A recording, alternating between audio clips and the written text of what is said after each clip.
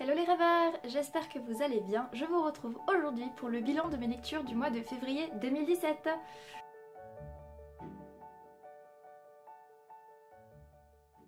Alors, durant ce mois de février, je n'ai pas tellement lu, ou du moins que je l'espérais. J'ai quand même 8 livres à vous présenter, dont une lecture avortée. Allez, on commence tout ça. Je vous avais laissé le mois dernier avec Déraciné de Naomi Novik aux éditions Pygmalion. Alors j'ai fini ce bouquin que j'ai beaucoup apprécié avec son ambiance de conte, son héroïne très forte et son contexte qui est quand même très développé et pas du tout ennuyant. En fait c'est un univers de conte qui est très riche, très fantasy et en même temps qui nous rappelle ce qu'on a pu lire quand on était jeune avec un accent beaucoup plus adulte, beaucoup plus mature qui nous plaît, enfin qui m'a plu énormément. Je vous le conseille fortement parce que même s'il y a des passages qui sont descriptif et assez important, on se laisse porter par l'histoire et on ne s'ennuie pas du tout. Moi je me suis pas du tout ennuyée et vraiment je le conseille parce que en plus c'est en un seul tome, ça vaut vraiment le détour. Donc voilà, c'est tout ce que je peux vous dire. Ça a fait penser à divers contes qu'on connaît, tout en innovant de manière assez fulgurante, je trouve. Donc voilà, encore une fois, je vous le conseille, je me répète, mais c'est pas grave, je vous le conseille parce que c'est super comme lecture. Voilà. Après ça, j'ai essayé de descendre les plus anciens livres de ma palle, donc je me suis lancée dans La Fuente de Oro de Juan Pedro Cosano aux éditions Espasa. Alors, il s'agit de la lecture que j'ai avortée pendant le mois de février parce qu'en fait, au bout de 300 pages, comment vous dire que ça me gavait, il faut dire ce qu'il faut. Le personnage masculin couche avec sa cousine, couche avec tout ce qui est un jupon, sauf sa fiancée parce que il veut qu'elle soit vierge pour le mariage. Ça n'a pour moi aucun sens et je trouvais que les précisions historiques, si elles étaient intéressantes, ne faisaient qu'alourdir mon récit. Si je n'accrochais déjà pas au personnage et puis même Lélé, la fille, elle pouvait avoir quelque chose qui me plaisait mais au final elle m'a juste saoulée. Donc voilà, je n'en pouvais plus, je me forçais. En plus de ça, vous savez que si j'aime lire en espagnol, c'est pas toujours très accessible. J'ai dit stop. J'ai dit stop parce que là j'en avais ras-le-bol, il y avait encore la moitié à lire et je me suis rendu compte que je ne voulais pas savoir ce qui se passait dans la fin, que ça ne m'intéressait pas. Donc voilà, c'est vraiment dommage parce que je pense que ça aurait pu être une très belle histoire. Mais ça arrive. Hélas, ça arrive. C'est rare, mais ça arrive. À la suite de cela, j'ai décidé de me plonger dans une romance, mon genre chouchou, et j'étais sûre de pouvoir dépasser cette mini panne de lecture, ce dégoût que j'avais après La Fuente de Auro. Donc je me suis plongée dans Hors de portée de Georgia Caldera aux éditions Je Lus, sur ma Kindle. Voilà, en numérique. Alors, j'avais déjà lu Hors de question et Hors de contrôle, voilà, qui sont dans le même univers, mais là on parle de Scarlett et Adrian, il me semble. Oui. C'est une histoire que j'ai beaucoup appréciée, même s'il y avait, et vous devinez ce que j'allais dire, je pense, beaucoup trop de scènes érotiques. J'ai énormément apprécié la fusion sentimentale des personnages, la puissance de tout ce qui est développé, même s'il est vrai que le personnage masculin peut être un peu flippant. Parce qu'avec son obsession, il y a beaucoup de choses, des comportements, je pense, qui nous feraient peur. Moi, il m'a un peu effrayée. Mais quelque part, je pense que Georgia Caldera a essayé de nous faire dépasser tout ça parce que c'est l'amour qui prédomine. Mais c'est vrai que ça peut être un peu inquiétant. C'est une histoire que j'ai eu du mal à lâcher, que j'ai lu en 2 jours, je crois, et pourtant le livre est assez épais en papier. Mais voilà, j'étais prise, j'étais à fond, et c'était presque trop en fait. Et c'est pour ça que c'était pas un coup de cœur, parce que si j'ai énormément apprécié la manière dont c'est mené, le personnage masculin m'a un peu fait peur. J'ai eu l'impression que c'était un peu trop, et il y avait décidément trop de scènes érotiques. Mais ça reste une excellente histoire que je conseille largement, avec la prévention toutefois des 3 arguments que je viens de présenter. Voilà, mais c'est Georgia Caldera, donc voilà quoi, c'est génial. Ça reste génial malgré tout. Ensuite, je suis passée à quelque chose de plus calme, mais qui m'intriguait, pardon, toujours autant. Il s'agissait de Anthony et Kin de Alexandre Dumas aux éditions Fabry. Alors, il s'agit en fait de 2 pièces de théâtre, Anthony puis Kin, qui sont 2 histoires d'amour torturées, si on veut. Ce sont des personnages qui sont pas très... Voilà, qui vivent des histoires d'amour qui sont pas évidentes. Et ce sont de courtes pièces, parce que vous voyez que le bouquin est quand même pas très épais, mais que j'ai trouvé très intéressantes. Je ne les ai pas chroniquées sur le blog parce que je manque de temps et que j'ai décidé de m'offrir un mini congé par rapport à ça et que c'était difficile de chroniquer 2 pièces de théâtre. Mais voilà, je les conseille vraiment si vous pouvez les lire parce que c'est un autre genre et on retrouve quand même cet auteur que j'aime beaucoup, pour ne dire que cela. Mais ça change, c'est pas dans le style qu'on connaît et pourtant on le reconnaît tel on peut le suivre dans Les Trois Mousquetaires, Le Comte de Monte Cristo et tout ça. C'est lui dans un genre différent. Voilà.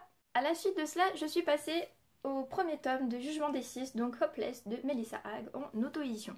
Alors, je vous avais dit que c'était une histoire sur les loups-garous, et effectivement c'est une histoire sur les loups-garous qui est très intéressante, pardon je parle trop vite, qui est très intéressante et qui change, parce qu'en fait si on parle des loups-garous, c'est pas du tout ce qu'on a pu voir dans Twilight, dans d'autres choses.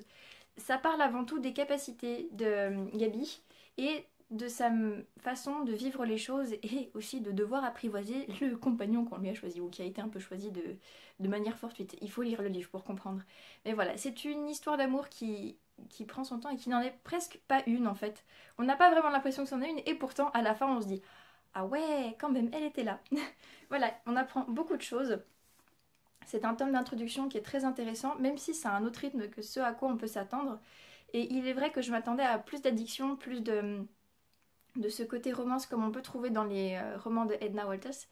Et c'est vrai que c'est pour ça. Elle a parlé de ça, voilà, il y avait une petite mention dans le service presse que j'ai reçu qui mentionnait ça et je m'attendais à trouver quelque chose comme Edna Walters et c'est différent mais c'est très original et tout aussi appréciable mais d'une autre manière. Voilà, je vous le conseille vraiment parce que ça vaut le coup et je me demande bien ce que pourra donner le tome 2 en tout cas. Mais voilà, il va falloir patienter un petit peu pour ça. Ensuite, je suis retournée à mon objectif de descendre le dernier livre, le plus ancien, pardon, de ma palle. Je me suis plongée dans How It Feels to Fly de Catherine Holmes aux éditions Harper-Teen. Alors il faut savoir que ce livre a été publié aux éditions Hugo New Roman sous le nom Comment j'ai appris à voler. Donc si jamais vous pouvez le lire en français.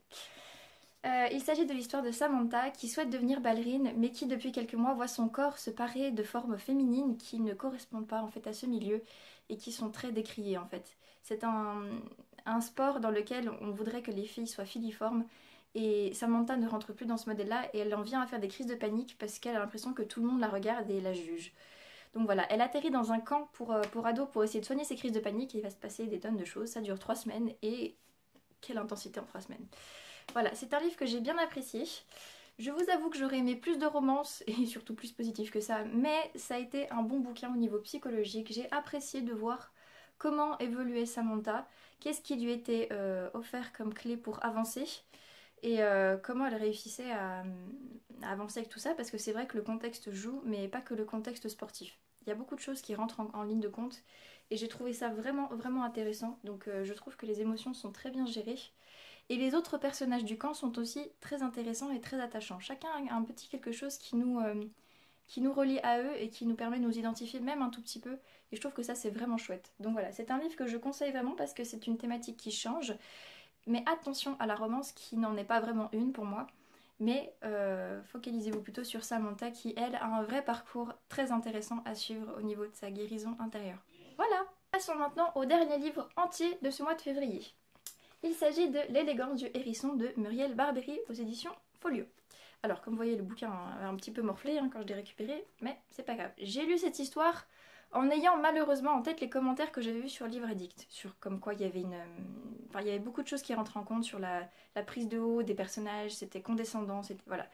J'ai essayé de le lire sans préjugés et j'avoue que j'ai apprécié cette histoire. Ce n'est pas un coup de cœur, loin de là, mais j'ai quand même trouvé de belles leçons et de belles choses à tirer parce que s'il est vrai que les personnages ont un énorme recul sur la société qui les entoure, j'ai pas trouvé ça condescendant, j'ai trouvé ça plutôt douloureux quelque part parce que ce sont des personnes, deux femmes, enfin une jeune fille et une femme qui ne se sentent pas en adéquation avec le monde dans lequel elles vivent. Donc voilà, pour moi c'était plutôt un geste de souffrance et un livre qui parle de la difficulté mais aussi de la beauté d'une rencontre, surtout quand elle n'est pas prévue, mais de la disposition des cœurs à pouvoir en faire quelque chose et pour moi ça veut dire beaucoup. Jouer du piano debout, pardon. Bref, c'est pas grave. Voilà, c'est un livre que je trouve très beau, très doux, mais à sa manière. C'est vrai que si on n'est pas dans l'état d'esprit des personnages et si on n'arrive pas à prendre du recul avec elles, c'est compliqué. Parce qu'il y a des notions comme Kant et des auteurs qui sont très denses, on va dire, et si on n'est pas dedans, ben on n'est pas dedans et on passe totalement à côté, je pense. Donc voilà, moi j'ai eu la chance d'être à peu près en phase et de trouver ce livre au final très très beau, donc je le conseille vraiment pour ceux qui ne l'ont pas encore essayé. Et puis ben sinon, voilà. Et enfin, dernier livre de ce mois-ci, je me suis plongée dans Les mensonges de Locke Lamora, le premier tome des Salauds gentilshommes de Scott Lynch aux éditions Brajlon. Alors, il faut vous dire que je suis toujours dans ce livre après 2 semaines, je vais vous expliquer pourquoi juste après, mais pour en revenir à cette histoire, c'est une histoire de fantasy très développé qui fait penser un peu à de la KPDP, du moins à mon avis, et qui nous parle en fait de Locke Lamora qui est un voleur mais incroyable. Il a toute une équipe et va se retrouver dans des complots qu'on n'imagine pas, même lui, ça fait un peu le système poupée russe. À chaque fois que vous avez résolu quelque chose, il y a encore quelque chose qui s'ajoute. Et c'est un immense jeu et je me demande vraiment comment ça va se terminer. J'en suis à 90% pour être précise, vu que la Kindle indique le nombre de enfin, le pourcentage et non pas le nombre de pages. Et je suis curieuse de savoir comment ça va se terminer parce que pour l'instant, c'est pas joué, hein. C'est pas gagné, hein. Mais voilà, il y a 3 tomes, donc j'ai bon espoir que ça donne encore quelque chose dans la suite, mais je suis vraiment très curieuse de savoir comment ça va évoluer encore, parce que là je vais être de surprise en surprise. C'est plutôt agréable, même s'il y a des moments c'est un petit peu morbide. Mais voilà, j'ai très hâte de vous en parler, mais il est clair que je vous en parlerai en entier le mois prochain. Et voilà. Bon, il y a un instant, je vous disais que ça faisait 2 semaines que j'étais sur le même livre, et non pas à cause de sa densité, mais plutôt à cause d'autre chose. C'est très simple. Ça fait 1 semaine que le carême a commencé, et durant le carême, quand on fait le carême, eh ben, on décide de se priver de quelque chose, voilà, de faire des sacrifices. Je suis accro à la lecture, ça n'est un secret pour personne, mais j'ai décidé cette année de me priver de lecture, c'est-à-dire que j'ai décidé de diminuer mon temps de lecture à 1/2 heure maximum par jour. Donc parfois c'est juste 5, parfois c'est juste 10. Je fais ce que je peux pour avancer, mais voilà, en dehors des lectures spirituelles, comme le docat que je vous ai présenté dans le book haul, je ne lis pas plus d'1/2 heure par jour. C'est compliqué. Le dimanche, parfois, je lis un peu plus parce qu'on ne fait pas carême le dimanche, mais voilà, je le fais. C'est un sacrifice que je fais de bon cœur, mais il n'est pas toujours évident et il est clair que ça ralentit beaucoup, beaucoup le blog. Je n'ai rien publié pratiquement depuis le début de mars. Et non, en fait, je n'ai rien publié depuis le début de mars. Mais voilà, je le fais avec le cœur et je sais que je reviendrai plus tard avec d'autres chroniques, ce qui ne m'empêchera pas de faire tourner le blog, mais à un rythme très très ralenti, effectivement. Voilà, c'était le petit mot explicatif. Ce sera tout pour cette vidéo bilan lecture du mois de février 2017. N'hésitez pas à me dire ce que vous avez pensé des lectures que j'ai faites, si vous les avez déjà lues, si elles vous font envie, bref, comme d'habitude, dites-moi tout. Je vous souhaite un excellent mois de mars. Pour ceux qui font le carême comme moi, un excellent carême aussi, que le Seigneur vous porte et le Saint-Esprit avec lui. Et je vous souhaite plein de rêves, qu'ils soient en mou ou non, et je vous fais plein de poutous.